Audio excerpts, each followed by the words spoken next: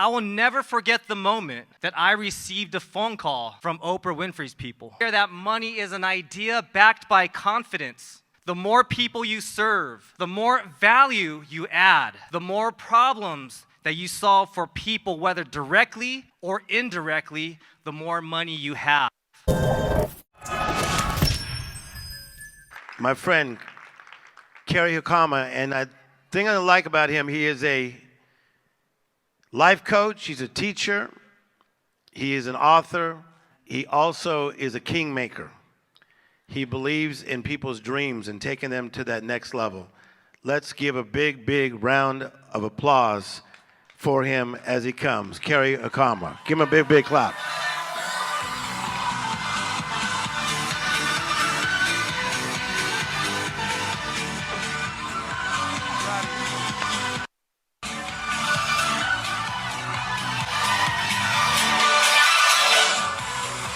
I was backstage and I was just reminiscing about how I came here. And right before Tim came up, I said, Tim, I was so blessed by your message this morning that I threw my presentation out the window, and now I'm gonna go off the top of my dome and just share the story that I've been wanting to share with you. It was over 11 years ago. It was the last time that I stepped foot on stage as a lead singer of a rock band called Modus Day. That's the day my life was born. You see, record label after record label, they would see us perform. We were pretty big in the local Hollywood scene. And one after one, they would say, we can't sign you. The lead singer isn't good enough, and unfortunately, he's just not marketable. I understood what that meant. But here I am today, and I wanted to share this story because for many years, I was living inside my own head saying that I was not good enough and that I wasn't marketable. And we fast forward, telling Tim this, that I will never forget the moment that I received a phone call from Oprah Winfrey's people. They said, Cary, congratulations, you got a free wedding. And it's gonna be nationally televised. I was like, yes! But you guys wanna know what the catch is? I had 3 weeks to plan the entire wedding myself with a $25,000 budget, and I had to pick my wife's and design her wedding dress. I had to pick out her bridesmaids' dresses. I had to pick out my own suit, my groomsmen's suits. I had to pick out the venue, the songs, the food, do all the invitations in 3 weeks. And I had to do it while not being able to speak to her at all, have no communication. The next time I was gonna see her was her walking down the aisle on national TV. But guess what? I crushed it. I crushed it, right? And so we took the proceeds and were able to save, and we went on this amazing Asian vacation. When the show aired, I was chilling on my couch, only to find out that on the Oprah Winfrey Network, we're talking about Story and Oprah Winfrey, I get to share this too. But they villainized my character on national TV. They turned me into a character that was this Asian greedy dude with all the hookups, and that I had spent all my money on the bachelor party. And so I was so crushed. I was mortified. I was pissed. There's a lot of good people in here, and lots of times their narratives are told to other people differently, yes? And we feel cheated. And I was like, how can they do this? All I wanted to do was just do good by my wife, to serve my wife, to show that I can give and do the best for other people, and they completely changed the character on me. How many guys have felt that before? That you just want to do good, and yet the narratives that are being told about you are different. And so I was shopping at Trader Joe's not too long after, and I was going down the aisle, and some woman tapped me on the shoulder. And she said, hey, you're that guy on that show. Don't tell the bride that was you. I said, yeah, that was me. She goes, is that really true what they said about you? That you're this greedy guy who's inconsiderate. I said, no, ma'am. It was a complete opposite. And she said, oh, thank God. But your wingman, your friend, oh, he was hilarious. He stole the show. And I remember going home, my hands were gripped tight on the steering wheel. And I started weeping. And I said, I am so sick and tired of letting people tell my story. And I said, from this moment on, I'm going to tell my story and tell it truthfully. You see, my life was born. I attended a seminar just like this. I was attending way in the back. And the transformation specialist, he said, hey, I want to tell you about a character in the Bible named Samuel. See, Samuel was a kingmaker. He spent his entire life building kings of his generation. And I said, that's it. That's it. I'm a kingmaker. I spent the first 33 years of my life trying to be a king, trying to be the next Michael Jackson. When all the cinema reel that I had in front of me with myself being in front of a stage, in front of all these people transforming lives, that I'm a kingmaker, that I'm a queen maker, that I exist on this earth to build the greatest champions that this generation has ever seen.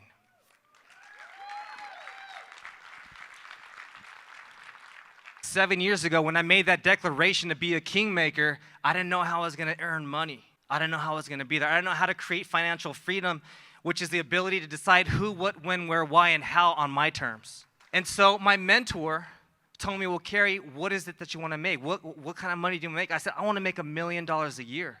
And he said, well, what is money? I said, what do you mean, what is money? Money is money. If I were to ask every single one person here, what is money? You're going to get, what, 6, 7, 8 different answers, yes? So if we're not crystal clear on what money is, how do you expect to have more of it?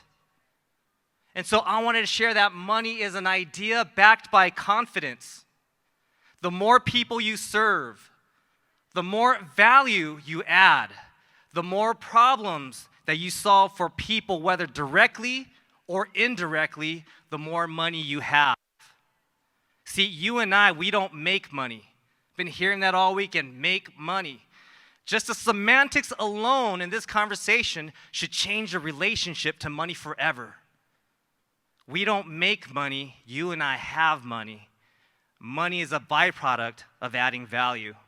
I want to share a quick story before I take off to make that crystal clear on what that means. I want to go by a guy named Brian Chesky. He was 25 years old in 2007. He was an industrial designer fresh out of San Francisco, and he and his roommate were both industrial designers. And it was during that time that the International Designers Society of America was having a national conference. And it was a conference like this where they were double booked with other conferences, so therefore, all the hotel rooms were booked. And so through their pain, they couldn't even afford to pay rent for that month. So they came out with an idea. They said, hey, why don't we put flyers up? Say that we have 3 air mattresses, and we will serve breakfast in the morning. And just like that, their first 3 clients were found. They kept going with this idea, slowly expanding, creating more ideas. And in 2008, the presidential campaign was going on. And they created these special edition cereals called Obama-O's, like Cheerios, and Captain McCain's, like Captain Crunch. And they did so well that it garnered the attention of a seed funding group called Y Combinator, which is worth $65 billion at the time. And just like that, the rest is history. That company is called Airbnb. Air, bed, and breakfast. That 25-year-old Brian Chesky, he is now worth $3.7 billion. That company, Airbnb, from that mattress, an idea that was backed by confidence, is now worth $38 billion. The more people you serve, the more value you add, the more problems that you solve for people, whether directly or indirectly, the more money you will have. Does that make sense? And so I want to introduce, how do you get there? How do you take the dreams and your goals and bring it down to the streets so that we are living it every single day? Like, what, right? And so I want to introduce a concept called Kaizen. And it's a Japanese word that simply means to continually improve. I want you guys today to be monomaniacs of this obsession to improve every single day regardless of your circumstances. And what that looks like is this. We talk about Bruce Lee and water and flow and all that. It becomes a teacup, becomes a pot. But water also turns up the heat. And at 211 degrees, water is hot, yes? Now, what happens to that water? From 211 to 212, everyone say 212. At 212, that water starts to boil, right? Now, when it starts to boil, it produces steam, yes. And that steam is powerful enough to push a locomotive train. And sometimes all it takes is that 1 degree to experience that powerful breakthrough, yes. So once you hit your 212, because we're monomaniacal of our obsession of becoming Kaizenites today, that once you hit your breakthrough, once you hit your $1 million, once you get your new client, once you get your listing, you start from 1 degree again. 1% continual improvement Kaizen. Yes? And so there are some of you in here today who are still living within your old stories. And it's time to change your stories. It's time to say no more. I'm never going to let anyone else tell my story again. That from this moment on, I'm going to tell my story and tell it truthfully. I have a minute, and I've always been wanting to do this. So if you don't mind, our great time is right now, yes? I want us to all stand. And I want you to repeat after me. I want you to say this. I want you to embrace where you are right now and say, where I am is where I'm supposed to be. I'm just too damn good to stay here. And as I close, I just want to say this. If you aren't owning your story, the stories are owning you. If you don't own something, it owns you. Our great time, folks, fam, my loved ones, is right now. Yes? Right now. And so when I say, what time is it? I want you guys to say, it's my time. I'm going to do that 3 times, okay? And we're going to get out of here. Here we go. Kaizenites. What time is it? What time is it? What time is it? God bless and Godspeed, everybody. Thank you.